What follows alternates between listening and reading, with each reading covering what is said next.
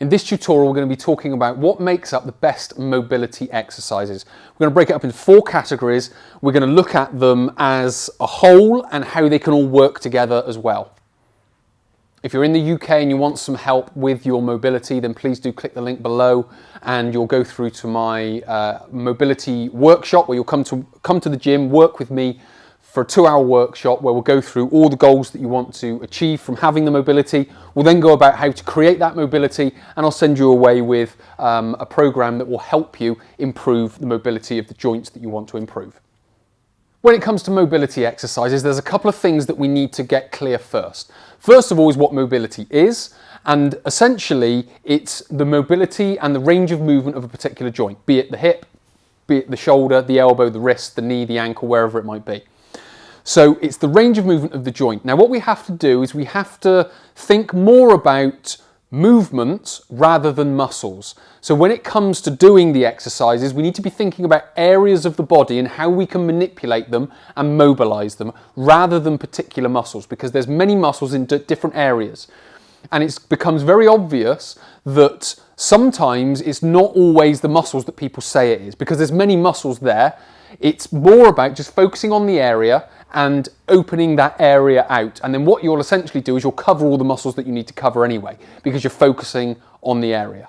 The first 2 types of exercise we can put under an umbrella of passive mobility modification. And what that essentially means is we aren't really moving the muscle. We are using some outside aid, or we're doing it in a passive way. So we're not creating the range of movement, essentially something else is. So we're going to use this old ball down here. Now I'm going to be doing my hip and I'm going to do my right hip. So what I'm going to do is to mobilize my hip. So this would be a passive, because again, I'm not moving my joint to increase the range of movement.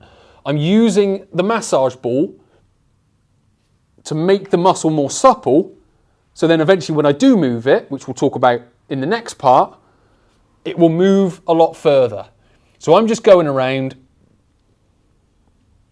and I'm just opening out this muscle, just making it more supple so it will move more. And then once I've covered this area off, what I'm then going to do is the second sort of category of exercise, which is passive stretching. So what I now want to do, now I've made it nice and pliable, it's now a time to really open it out with a good deep stretch. Now again, this isn't going to be dynamic, this is still going to be passive. And I'm just going to come into this position and I'm just going to open it out. So it's just a passive stretch. But what I'm doing is I'm using the foam rolling to enhance the stretch. So I've made the muscle more supple anyway by foam rolling it. And then all I'm doing is just opening out the joint with this stretch, which then helps me lead on to the next 2 parts where we're going to be a little bit more in the way of dynamic. But these are 2 essential steps, because what's going to happen if I don't do this and I just start moving my joints, they're not going to be as supple and they're not going to be able to move as far. So these 2 passive steps are essential for when we come into the active steps, which are next. And the second 2 types of exercise, again, come under another umbrella, which is essentially active mobility modification. So we've talked about passive, now we're talking about active. So we're a little bit more involved. So again, as I mentioned, I've just done my right hip. So I've rolled it out and I've stretched it through. So what I'm now going to do is a bit more of a dynamic stretch. Now you've probably seen all this before, but we're going to come down into this position and we're just going to drop it down and then we're going to come over.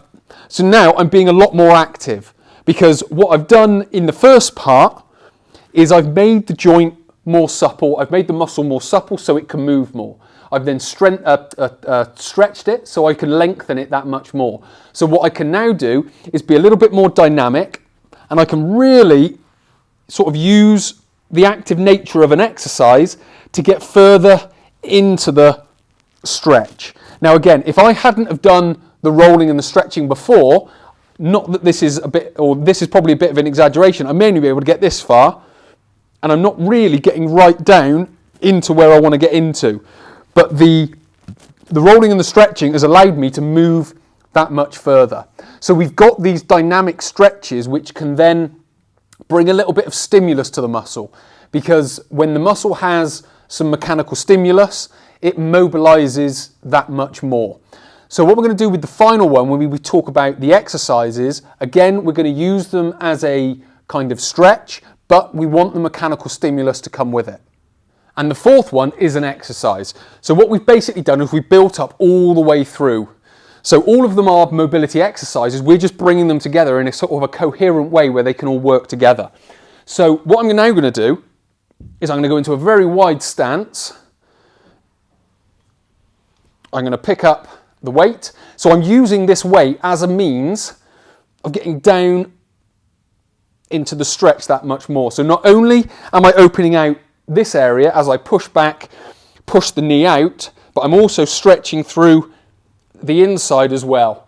And because I've done all of the foam rolling, the stretching and the dynamic stretching before, I'm getting so much more out of this exercise because I'm able to get down, get that knee right out, open out the hip as much as I can, and then I can come back up. And all that mechanical stimulus is going to be essentially telling the body that it's got that greater range of movement. So the mobility exercises become that much more effective, because if we just go into something like this with stiff hips, we're not going to be able to get right down. We might just be sort of working like that, as I mentioned with the dynamic stretching. So we need to open them out first. We need to get the muscles pliable so they're able to move, so we can really maximize these large ranges of movement.